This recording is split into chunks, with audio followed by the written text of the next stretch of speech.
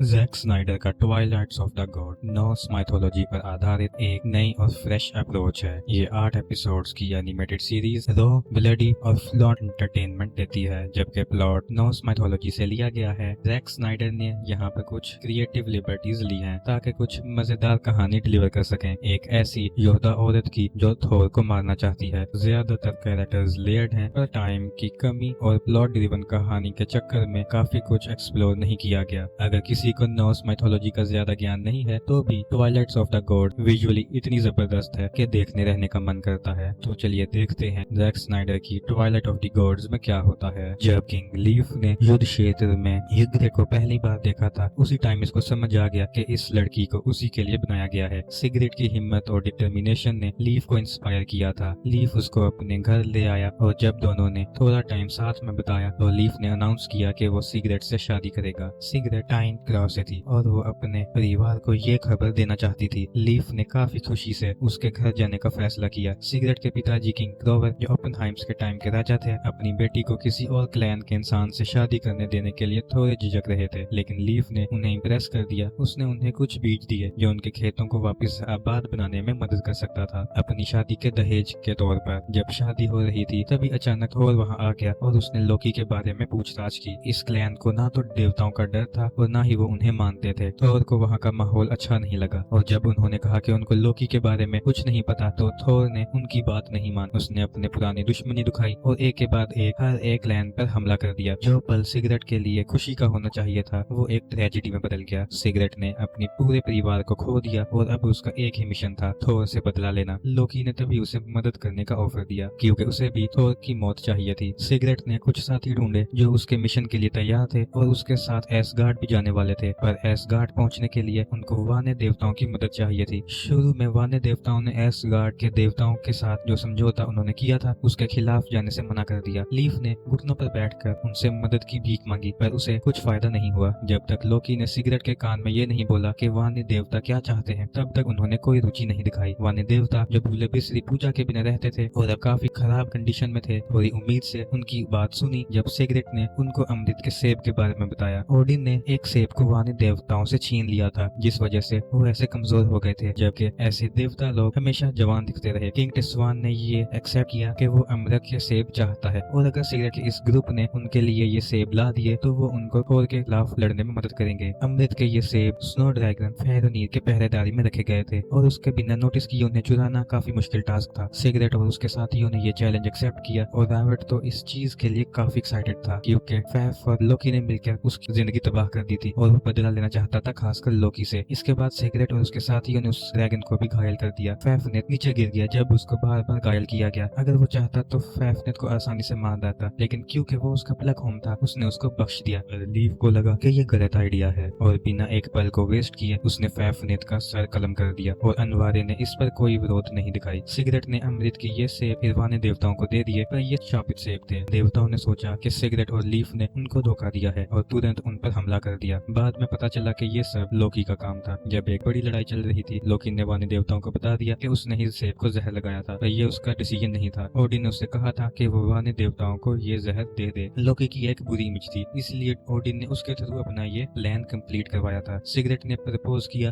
कि वो सब मिलकर एसियट से बदला लें और देवताओं ने ये बात मान ली और एक खूनी शपथ लेकर देवताओं और मॉर्टल्स मिलकर थोर और एसिड देवताओं को हराने के लिए। जब सिगरेट ने अपना पूरा परिवार खो दिया तब लोकी ने उसको अपने साथ मिला लिया। उसने उससे वादा किया कि वो उसके थोर को खत्म करने में मदद करेगा, लेकिन ये सिर्फ हमदर्दी नहीं थी जो लोकी को आगे बढ़ने में मदद कर रही थी, उसकी अपने पर्सनल कारण भी थे। उसने सिगरेट के अंदर ये आग लगाई थी क्योंकि वो जानता था कि अगर एक मॉर्टल के हाथ से थोर को मारा जाए ये अपने आप में ही एक लेजेंडरी कहानी बन जाएगी। थोर ने लोकी को अपने देवताओं के नियम तोड़ने के लिए कभी माफ नहीं किया था। जब उसने एक चाइल्ड के साथ संबंध बनाए थे, थोर ने लोकी के 3 बच्चों को छीन लिया था, 2 बेटियां और उसका भेड़िया बेटा फेनलिर। जोबगैंडर को समुद्र में फेंक दिया गया, हेल को अंडरवर्ल्ड में भेज दिया गया और फेनलिर को थोर ने अपना पालतू बना लिया। लोकी उसकी फैमिली को बर्बाद करने के लिए कभी ओडिन और थोर को माफ नहीं कर सकता और उसने तब से ही बदले की प्लानिंग शुरू कर दी थी। जबकि लोकी एक ट्रिकस्टर है और सबको लगता था कि वो मजा लेने के लिए ये सब कर रहा है, अंदर से उसके मन में एक गलत ही इमोशनल कहानी चल रही थी। रैग्नारोक के भविष्यवाणी के मुताबिक प्रोपेगेंडर थोर को मारने के चक्कर में खुद भी मारी जाएगी और लोकी को अपनी बेटी को खो देने का डर था, पर दोनों हेल और प्रोपेगेंडर ने अपने पिता से कहा कि वो इसमें दखल ना दे क्योंकि थोर का मरना ही उनके परिवार की मुक्ति है। तो अब गेंटर एक औरत बनकर थोर को फंसा रही थी। लोकी जानता था कि यही रैग्नारोक भविष्यवाणी का शुरुआत है और ये जानकर उसको दर्द हो रहा था कि वो अपनी बेटी को इस लड़ाई में खो सकता है। ओडिन ने एक भविष्यवक्ता को बुलाया था क्योंकि उसको अपने भविष्य के बारे में जानना था। उसको ये जानने की बेचैनी थी कि क्या रैग्नारोक की भविष्यवाणी सच होगी, क्या थोर का मौत होने वाला है और क्या उन देवताओं को हमेशा ही याद रखा जाएगा या नहीं। ये लेडी ओडिन से एक डील मांगी। उसे भविष्य दिखाने के बदले में वो अपनी यादों को खो देगा। जब ओडिन ने ये सैक्रिफाइस किया तो उसने देखा कि थोर की मौत उसी के भेड़िए पेंडेट के हाथों होने वाली है और उसने देखा कि इसके बाद क्रिश्चियनिटी का राज होगा। ओडिन ने देखा कि भविष्य में कोई भी इंसान उसके सामने अपना हाथ जोड़कर प्रार्थना नहीं करेगा और वो चर्च बनाएंगे ताकि जीसस की टीचिंग्स को फैलाया जा सके। इस बुलाए जाने के डर ने ओडिन को पागल कर दिया और उसने एडी को घातक चोट पहुंचाई उसे उसका भविष्य दिखाने के लिए। ओडिन की ट्रेजेडी ये है कि भले ही उसने अपने अंत को देख लिया था पर उसके बारे में कुछ याद नहीं रख पाया। इसी दौरान एडी के लोगों ने ब्लड मैजिक इस्तेमाल किया उसको ढूंढने के लिए। एक बार जब एली ने उसका हाथ ठीक किया था तो उसको एली की प्रेजेंस अपने हाथ पर फील हो रही थी और उसके शरीर में बहते खून ने उसको एली तक पहुंचा दिया। जब तक एगिल एली तक पहुंचा वो जमीन पे पड़ी हुई थी, खून बह रहा था और वो मर रही थी। एली ने एगिल के हाथों में ही अपना दम तोड़ दिया और एगिल दर्द में चिल्ला उठा। तभी सरप्राइजिंगली कुछ मैजिकल होने लगा। उसने एली का पुनर्जन्म देखा और अब वो वही एली नहीं रही थी। उसको एगिल याद था लेकिन अब उनके बीच वो प्यार नहीं था जो पहले एली के दिल में था। फ्रेया ने बाद में एगिल को बताया कि जब वो उन्हें बचाने आए कि सिकारा का रीइंकार्नेशन हो गया है और अब उसमें फ्रेया के भविष्य देखने की शक्तियां हैं और ओडिन की यादों का भी मिलाप हो गया है। ये वानेर और एसिन का संगम का नया निशान था। अब वो एक देवी बन गई थी और भले ही बहुत कुछ बदल गया, एगिन ने वादा किया कि वो हमेशा एली के साथ रहेगा। जितना भी सिगरेट का पक्ष लिया जाए पर थोर की शक्तियों को नजरअंदाज नहीं किया जा सका। सिगरेट इंसानों और भगवानों की एक सेना लेकर आई थी लेकिन जंग के मैदान में वो सब पर हावी हो गया था। उसने अपने हथौड़े से किंग डुवास को मार दिया जिस पर वानेर देवता अंदर से हिल गए। सिगरेट का भेड़िया वानेर साथी भी बचा नहीं। थोर को कोई नहीं रोक पा रहा था और जब वो सिगरेट पर हमला करने वाला था तब अचानक से हरवर्ड बीच में आ गई उसको बचाने के लिए और थोर के हथौड़े के वार को अपने ऊपर ले लिया। हरवर्ड को मेथे के मरने के बाद अपने मरे हुए बेटों के साथ वलहला में वापस लाया गया और वहाँ उसे अल्टीमेटली खुशी मिली पर बदकिस्मती से उसका इच्छा पूरा नहीं हो पाया। जब वैल्किरीज जंग के मैदान में आए वलहला के लाइफ को चुनने के लिए हरवर्ड को छोड़ दिया गया था लेकिन हमें पता है कि ये इसलिए हुआ क्योंकि उसने शराबी अस्त्र का इस्तेमाल किया था और जब उसको उसकी कीमत चुकानी थी। हमें ये भी कहा कि वलहला वो जगह नहीं है जो इंसान ऐसा सोचते हैं। ओडिन आत्माओं को अपनी सेना में बदल देता था ताकि खुद को और भी ताकतवर बना सके। सिगरेट के पास कोई चांस नहीं था और हेल को हेरवर की बॉडी को अंडरग्राउंड ले जाना था जहां वो बिना किसी भगवान का गुलाम बने आराम से जी सकती थी। तभी थोर के भाई और काउंसलर बार्डर ने उसको सिगरेट को ना मारने की सलाह दी। उसको यकीन था कि ओडिन थोर से ये नहीं कहा होगा कि वो सिगरेट को जाकर मार दे जिसे वो शहीद बन के याद रखी जाएगी और अगर वो उसको छोड़ दे तो शायद जंगों का ये सिलसिला रुक सकता है। थोर ने सिगरेट को एक मौका दिया सरेंडर करने के लिए और उसकी सिर्फ एक ही शर्त थी कि सिगरेट को उसको अपना असली नाम बताना पड़ेगा। पर सिगरेट अपने परिवार की ट्रेजेडी को नहीं भूल सकती थी जो थोर के कारण हुआ था। उसने डिसाइड किया था कि वो एक ऐसी दुनिया बनाना चाहती थी जहां इंसान भगवानों से फ्री हो। वो मरने के लिए तो तैयार थी लेकिन जंग के मैदान को छोड़ने के लिए नहीं। सिगरेट ने अपने भाले से थोर को मारने की कोशिश की लेकिन पहले बार वो थोड़ा चूक गई। उसने दूसरी बार फिर से अपना भाला चलाया जब थोर लीफ को मारने की कोशिश कर रहा था। बाल्डर थोर के सामने आ गया ताकि भाले के वार को वो रोक सके लेकिन उसके हाथों में अपने जान दे दी। बाल्डर की माँ फ्रिग्निस ने अपनी बेटे की मौत देखी थी। वो सिगरेट और उस अस्त्र को देखकर उसको लगा था कि ये इतना ताकतवर नहीं है जो उसके बेटे को नुकसान पहुंचा सके। भाले के साथ जो बंधा हुआ था वही बाल्डर की मौत का कारण बना और को समझ नहीं आ रहा था कि अपने प्यारे भाई की मौत के लिए वो कैसे पश्चाताप करे और उसका पहला इंस्टिंक्ट था कि वो जाकर सिगरेट को खत्म कर दे लेकिन फ्रेया ने उसको रोक लिया और टूट गया और फ्रेया उसको वलहला ले गई ताकि वो अपने नुकसान से बच सके। जब हमें लगा कि सब कुछ खत्म हो गया है तभी ट्वाइलाइट ऑफ द गॉड्स के अंत में लोकी ने सिगरेट को छुरा घोंप दिया। मौत ही एकमात्र तरीका था जिससे वो वलहला पहुंच सकती थी और लोकी ने उसको उसका मिशन पूरा करने का एक और रास्ता दिखाया। लोकी ने सोचा था कि सिर्फ अगर वो शहीद बनी तभी उसकी कहानी यादगार बनेगी और वो नहीं चाहता था कि उसके संघर्ष बेकार हो जाएं। सिगरेट को एक वैल्किरी उठाकर वलहला ले गई। जब उसने आँख खोली तब छत से टपकते अमृत उसके होंठों पर लगी और यहाँ पर उसकी मुलाकात थोर से हुई और अपने कैरेक्टर से काफी अलग लग रहा था। उसने सिगरेट को नहीं मारा। इस बार उसने एसगार्ड पर डिस्कस किया कि कैसे अक्सर इंसान के एक्शंस दूसरों के जरिए कंट्रोल किए जाते हैं। शायद वो इस बात की तरफ इशारा कर रहा था कि सिगरेट के काफी डिसीजंस लोकी ने उसके लिए लिए थे क्योंकि लोकी थोर का सबसे पुराना दुश्मन है। तो वो चाहता था कि सिगरेट को समझ आए कि लोकी कितना खतरनाक है। थोर ने कहा कि ये सॉन्ग ऑफ सिगरेट की शुरुआत है, शायद यह बताने के लिए कि वो रैग्नारोक में एक बड़ा रोल प्ले करेगी। या सिगरेट थोर से बदला लेगी या उसका दिल बदल जाएगा।